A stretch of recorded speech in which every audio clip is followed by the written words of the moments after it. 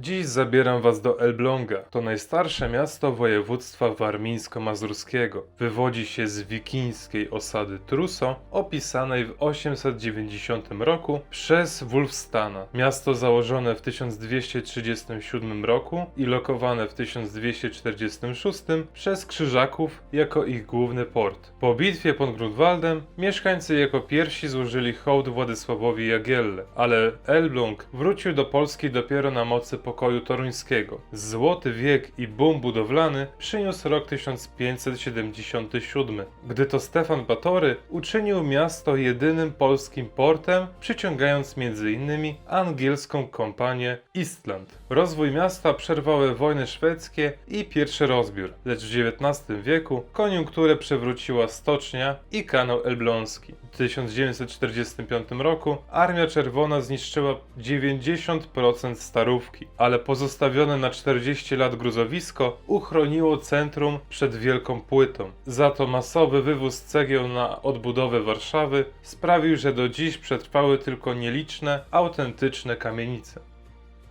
Gotycka brama targowa w Elblągu to jedyny zabytek, który ostał się z czasów średniowiecznych i z czasów średniowiecznych obwarowań. Chodźcie, pokażę wam ciekawostkę. Chodź kamera. Zobaczcie.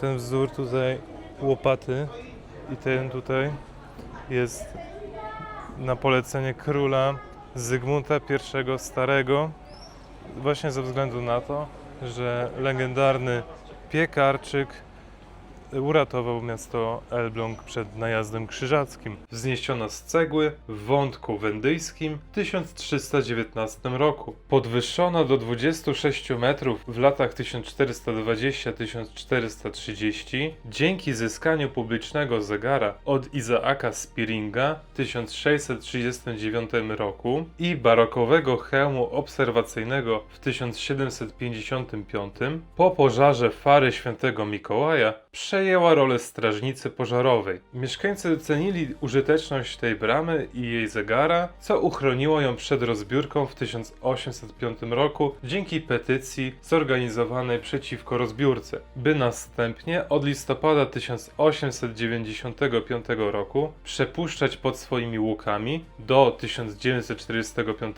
i po powojennej reaktywacji do 1968 drugie na obecnych ziemiach polskich tramwaje elektryczne. Mury bramy poddano odbudowie, przywracając temu zabytkowi średniowieczny wygląd. Stojący przed bramą pomnik chłopca opartego o łopatę upamiętnia ocalenie Elbląga 8 marca 1521 roku, gdy to podczas osłoniętego mgłą ataku krzyżaków z Królewca młody piekarz przeciął okutą łopatą liny kraty, która spadając przygniotła dowódcę i zmusiła odcięte oddziały do kapitulacji. Wyczyn opiewano w pieśniach. Fragmenty łopaty wisiały w bramie przez 250 lat, a 8 marca był miejskim świętem aż do pierwszego rozbioru. Obecnie tradycję tę kultywuje turystyczny szlak 16 piekarczyków. Katedra Świętego Mikołaja. Jej tytuł został nadany przez Jana Pawła II w 1992 roku. To najstarsza świątynia oraz patronka elbląskich żeglarzy i mieszczan. Z budowli drewnianej z około 1240 roku, potem trójnawowa bazylika z murowanym prezbiterium w najstarszym krzyżackich porusach w wątku wendyjskim po 1335, aż po późnogotycką halę ze sklepieniem gwiaździstym oraz środkową obitą ołowiem zieloną wieżą w 1598 roku. Po epizodzie luterańskim została odzyskana przez katolików na mocy ugody biskupa Rudnickiego z Radą Miejską w 1616 roku. Po pożarze wywołanym piorunem w 1777 roku zyskała skromniejszą, barokową formę ze sklepieniami żaglastymi. Uprzednia ewakuacja z 1944 roku uchroniła jej najcenniejsze zbiory przed całkowitym spaleniem kościoła w 1945, z którego ocalały jedynie mury i szkielet wieży oraz gotycka zakrystia z 1402 roku. Świątynia odbudowana w latach 1949-1965 z inicjatywy księdza Wacława Hipsza przy wsparciu mieszkańców, którzy ręcznie wywieźli 7000 m3 gruzu. Stanowi dziś regionalną skarbnicę sztuki, mieszcząc ocalałe dzieła z dawnej Fary i zniszczonych okolicznych kościołów. Płytę nagrobną Jana Grole z 1355 roku, gotycką brązową chrzcielnicę mistrza Bernhausera z 1387 roku, XIII-wieczny relikwiarz prawdziwego krzyża od cesarza Fryderyka II, epitafium burmistrza Dłuta Wilhelma van den Blocka, cenne ołtarze Bractwa Szyprów, czeladników szewskich i neogotycki, kadyński, ufundowany przez Wilhelma II oraz figury świętego Mikołaja, 12 apostołów i zrekonstruowaną grupę ukrzyżowania. Wieża katedralna, zbudowana w latach 1906-1907 w miejscu masywu zniszczonego w 1777, składająca się z ceglanej podstawy i smukłego hełmu na stalowym szkielecie, dzięki wysokości 100 metrów z krzyżem jest najwyższą wieżą kościelną po prawej stronie Wisły i jedną z najwyższych w Polsce. Uszkodzoną w 1945, a odbudowaną w 1963, budowlę można zwiedzać od maja do jesieni, a jej taras widokowy oferuje szeroką panoramę Starówki, rzeki, jeziora Dróżno, Żuław i Wysoczyzny Elbląskiej, a przy dobrej widoczności również Zalewu Wiślanego, przekopu Mierzei oraz samej Mierzei. Wzmiankowana w 1341 roku ścieżka kościelna to unikalny zabytek średniowiecznej urbanistyki i obecnie najchętniej fotografowany zaułek miasta. Pierwotnie przecinała niemal cały Elbląg, stanowiąc najkrótszy łącznik trzech świątyń: kościoła Świętego Ducha ze szpitalem, dziś Biblioteka Elbląska, Fary Świętego Mikołaja oraz kościoła Najświętszej Maryi Panny, obecnie Galeria EL, z którego to pasażu po zniszczeniach w 1945 ocalał jedynie 60-metrowy, spięty 10 gotyckimi łukami fragment między ulicami Mostową a Świętego Ducha. Kościół pod wezwaniem Bożego Ciała to jedna z najciekawszych elbląskich świątyń. Jego historia sięga końca XIII wieku. Wzniesiono wtedy szpital zakaźny świętego Jerzego z niewielką kaplicą, którą rozbudowano w kościół. Podczas porządkowania zgliszcz Elblążanie dokonali odkrycia, odnajdując w skórzanym woreczku całkowicie nienaruszoną przez ogień hostię. Wieść o tym cudzie szybko obiegła region, mobilizując mieszkańców do odbudowy sfinalizowanej w 1405 roku. Formalnie kościół nadal nosił imię świętego Jerzego, ale wierni i duchowni nazywali go Kościołem Bożego Ciała. Zmianę tę usankcjonowano oficjalnie na początku XVI wieku, uroczyście poświęcając świątynię. W dobie reformacji budynek przeszedł w ręce wspólnoty protestanckiej. Kolejna tragedia nastąpiła w 1945. Podczas zaciekłych walk o miasto gmach odniósł poważne uszkodzenia konstrukcyjne, a jego wnętrze całkowicie spłonęło. Po wojnie zniszczony obiekt odbudowano.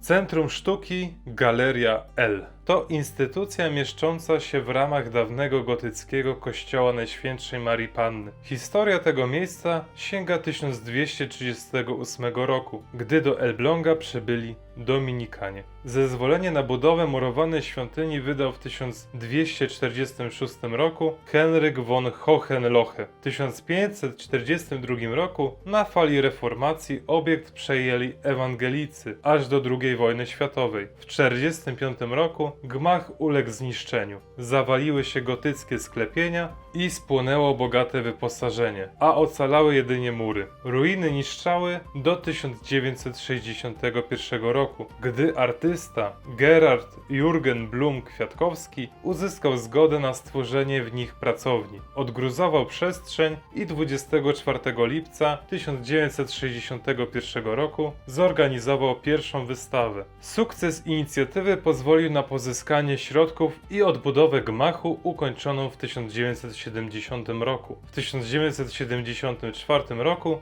instytucja przeszła kryzys. Zgromadzone zbiory niszczały z powodu wilgoci, co wymusiło generalny remont. Połączenie surowej gotyckiej tkanki i zabytkowych epitafiów z nowoczesną architekturą tworzy wyjątkowy klimat tej instytucji.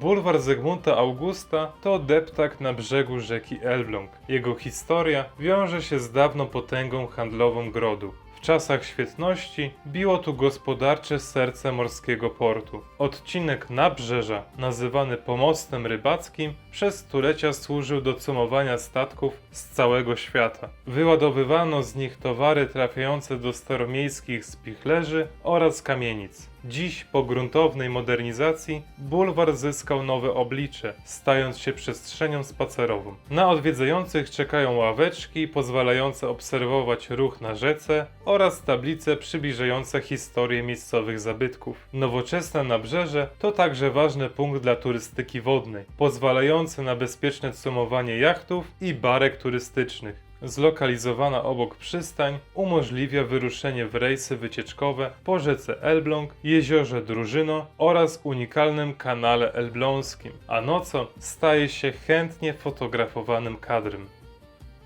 Charakterystycznym elementem panoramy portowej Elbląga są dwa czynne mosty zwodzone, mianowicie most wysoki oraz most niski. Elbląg to jedyne miasto w Polsce posiadające dwie tak blisko sąsiadujące ze sobą zautomatyzowane przeprawy. Historia mostu niskiego sięga końca XVI wieku i wiąże się z przybyciem angielskiej kompanii wschodniej po ustawieniu przez króla Stefana Batorego w 1577 roku w Elblągu jedynego portu morskiego Rzeczypospolitej, Anglicy wznieśli tam drewniany most zwany Mostem Tobiasza. Odegrał on kluczową rolę w rozwoju komunikacji, ponieważ w listopadzie 1895 roku doprowadzono do niego pierwszy w mieście odcinek linii tramwaju elektrycznego. Z kolei historia mostu wysokiego sięga XIV wieku, gdy wzniesiono pierwszą drewnianą przeprawę na ważnym trakcie handlowym. Współczesny most wysoki prowadzi prosto na wyspę Spichrzów, stanowiąc ulubioną trasę spacerową mieszkańców i turystów.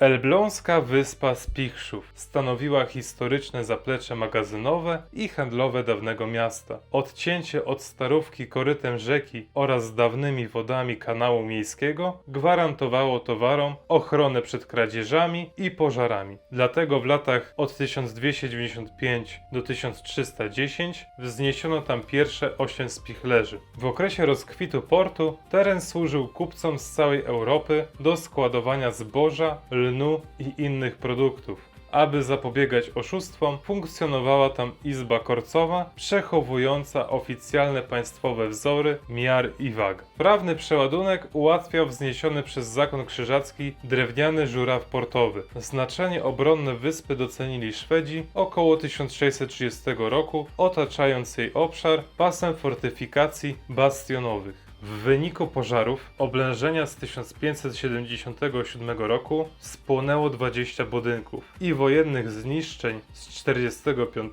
historyczna zabudowa całkowicie przepadła. Współcześnie wyspa zyskała bulwary spacerowe, będące punktem widokowym na Starówkę. Ponadto miłośnicy wodnej rekreacji mogą skorzystać z przystani kajakowej, ułatwiającej organizację spływów okolicznymi rzekami i kanałami.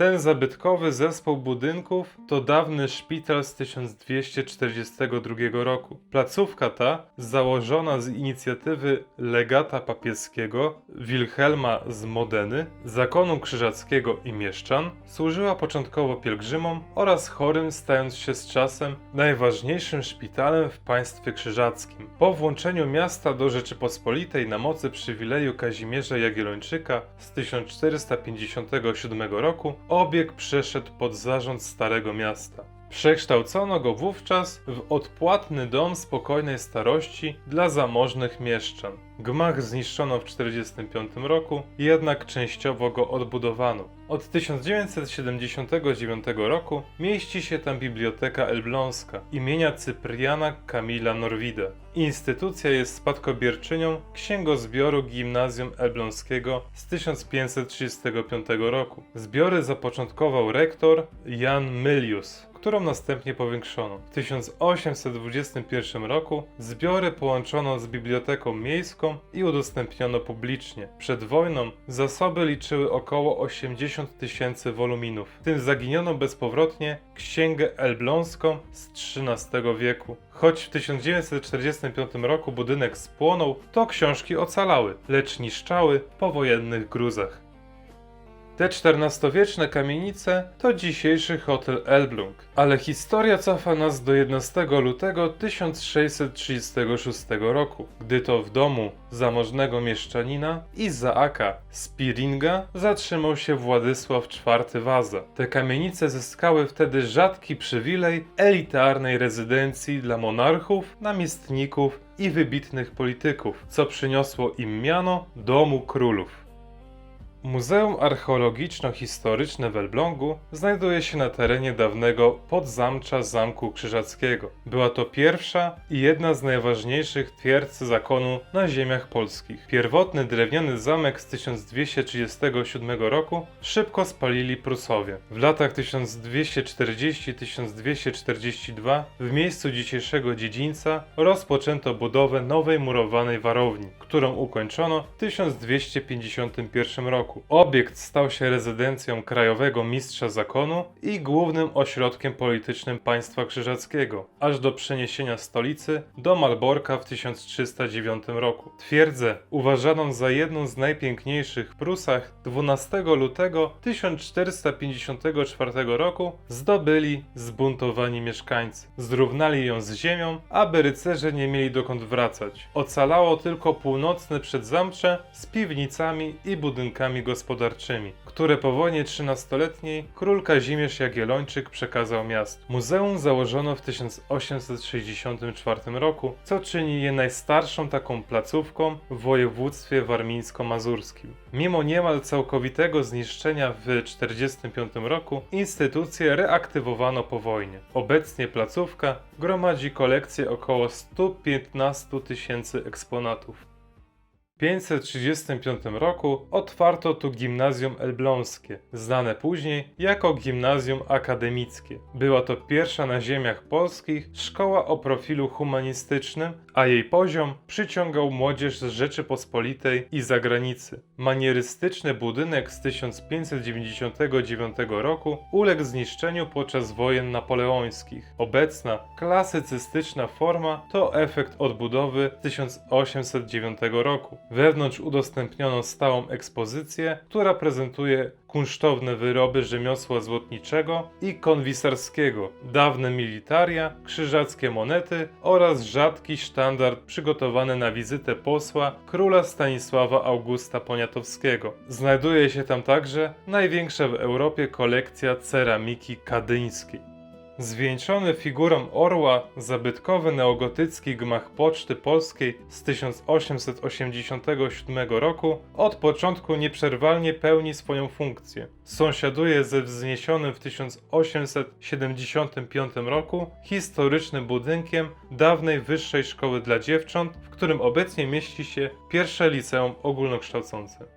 Leżący w granicach miasta na stokach Wysoczyzny Elbląskiej zabytkowy park leśny Bażantaria, nazywany Zielonymi Płucami Elbląga lub Małymi Bieszczadami, sąsiaduje u wejścia z neogotyckim pałacem zamożnego kupca Augusta Abbego z lat 1810-1811. Pierwotnie luksusową gospodę Ptasi Śpiew po wojnie przekazano Lasom Państwowym na obecną siedzibę Nadleśnictwa Elbląg, zaś w jego otulinie wznosi się Góra Chrobrego, działająca zimą jako profesjonalna stacja narciarska i będąca najwyższym okolicznym punktem widokowym, z którego przy dobrej pogodzie widać Zalew Wiślany oraz zamek w Malborku. Kanał Elbląski to unikalne na skalę światową dzieło hydrotechniki. Powstał w odpowiedzi na XIX-wieczny rozwój gospodarczy w celu sprawnego transportu drewna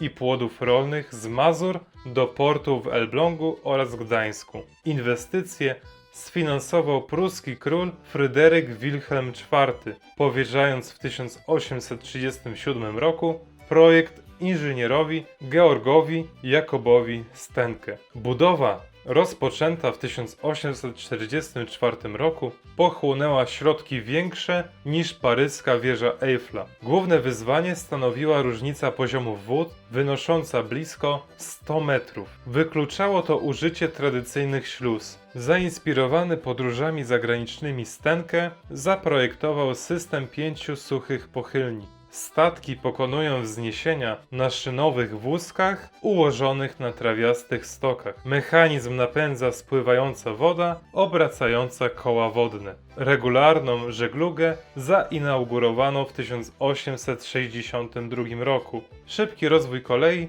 zmniejszył transportowe znaczenie kanału, co skłoniło Adolfa Tetzlaffa do zorganizowania w 1912 roku pierwszych rejsów turystycznych. Po wojnie w 1947 roku wznowił on żeglugę z nowymi władzami polskimi. Kanał znalazł się na liście 7 cudów Polski. Ten kompleks przemysłowy to ślad po wielkim przedsiębiorstwie Prus Wschodnich. Twórcą zakładu był Ferdynand Gottlob Schichau, urodzony w Elblągu w 1814 roku. W październiku 1837 roku otworzył on warsztat. Szybki rozwój doprowadził do uruchomienia w 1854 roku stoczni. Od 1859 roku firma rozwijała produkcję kolejową, dostarczając parowozy dla pruskiej kolei wschodniej. Z powodu trudności logistycznych w centrum miasta Schichau zakupił w 1869 roku parcelę,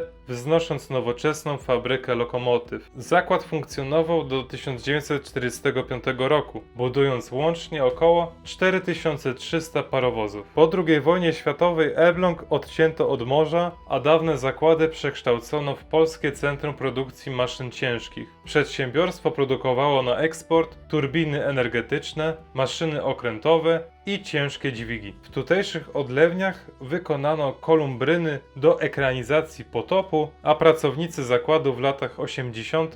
pomagali przy odbudowie miasta.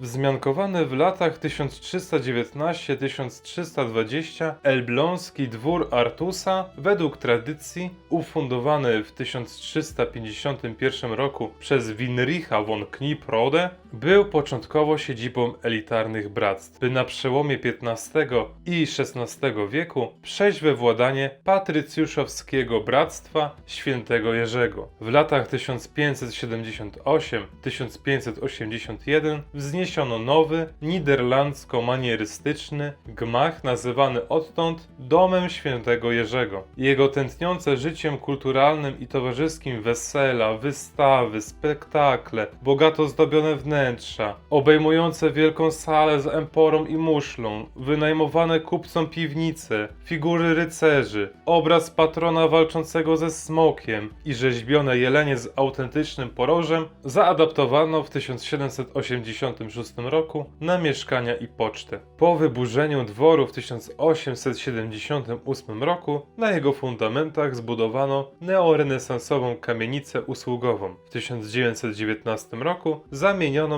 w sklep obuwniczy Paula Beringa. Ostatecznie budynek podzielił losy całego miasta i został zniszczony w 1945 roku. Bardzo Wam dziękuję za dzisiejszy odcinek, za oglądanie do końca. Subskrybujcie i widzimy się już w następnym odcinku.